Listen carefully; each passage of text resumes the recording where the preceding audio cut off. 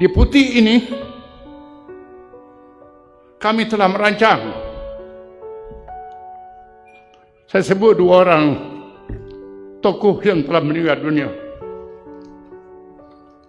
Tuan Nguni Aziz, Dr. Harudin.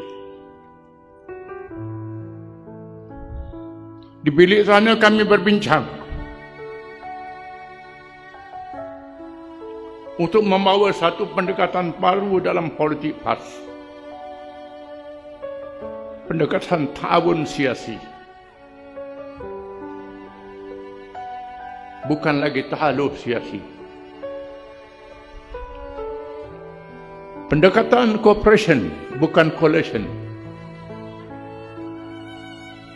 Pendekatan yang lebih longgar tetapi fleksibel.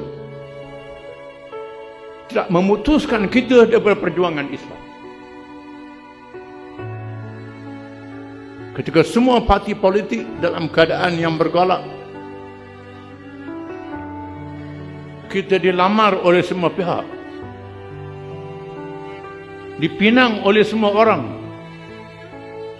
kerajaan dan pembangkang. Kita mengambil jalan tengah, mewujudkan kumpulan ketiga gagasan sejahtera.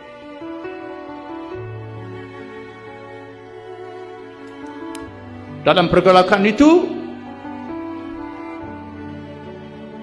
dua-dua pihak dalam keadaan letih, kita tak letih.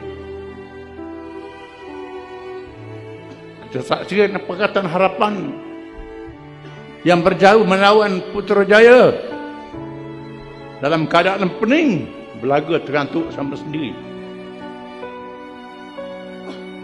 Kita menyaksikan parti pertalian yang tidak boleh pergi ke Putrajaya dalam keadaan yang sangat gelabah.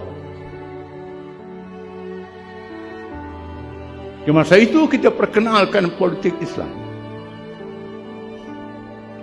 politik ta'awun siasi,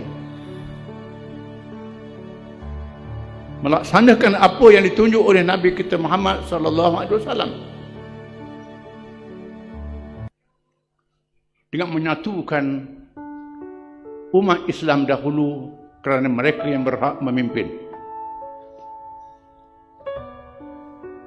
Seterusnya menyatukan masyarakat majmuk, melibatkan semua kaum. Itulah mesej kita.